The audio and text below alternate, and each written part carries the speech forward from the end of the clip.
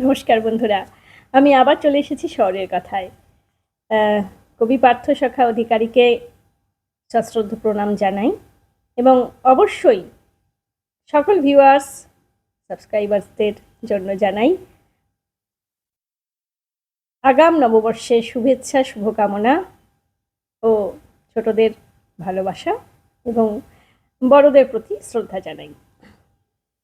আজ শহরের কথায় একটি ছোট্ট নিবেদন, আমারই লেখা একটি কবিতা। কবিতাটির নাম দিয়েছি ঈশ্বর। কণ্ঠে আমি নন্দিতা। যদিও নিজের কবিতা পাঠ করার একটা অন্য অনুভূতি আছে, তবে আমার যেন মনে হয় নিজের কবিতা পাঠ করাটাই সব থেকে বেশি কঠিন কাজ।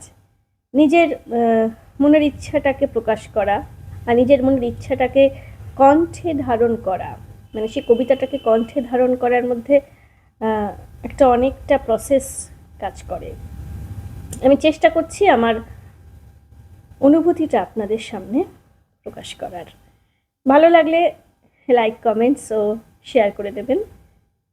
বেশি কথা না বলে চলে যাই কবিতায়। ঈশ্বর। কলমে আমি নন্দিতা, কণ্ঠেও আমি নন্দিতা।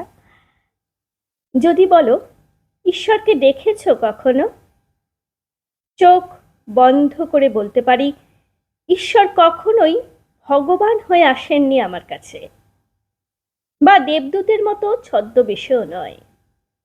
ঈশ্বর এসেছে রাস্তায় পথ চলতি সাধারণ মানুষ হয়ে, কিন্তু তখন বুঝতে পারিনি ঠিকই, শুধু একটা অদ্ভুত অনুভূতি ঘিরে থাকে আমাকে, যার ঘোর কাটতে লেগে যায় বেশ কয়েকটা অবকাশ।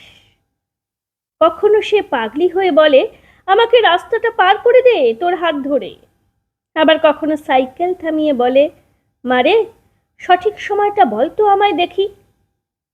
বোকার মতো বুঝতেই পারি না যখন সর্বজ্ঞ পারাপারের আধার আমার হাতে রাস্তা পেরিয়ে পিঠ চাপড়ে বলে ওঠে সুখী হ পাগলি। বুকের ভেতরটা কেমন শান্ত দিঘির মতো নিশ্চল হয়ে খুঁজতে থাকে, কিন্তু কোথাও পাই না আর। সুখে থেকো মা বলে সেই সাইকেল আরোহীও মিলিয়ে যায় দিগন্ত রেখার মাঝ বরাবর। আমি শূন্য দৃষ্টিতে তাকিয়ে থাকি অস্তমিত বিকেলের পড়ন্ত রোদের দিকে। ঈশ্বর এক অনুভূতি, আমার মতো এক অতি সাধারণ মানবীর করপুটে যে রচনা করতে চায় বেঁচে থাকার নৈবেদ্য। আজ এটুকুই। আবার আবার একদিন দেখা হয়ে যাবে খুব শীঘ্রই। ততদিন ভালো থাকুন। আজ আসি।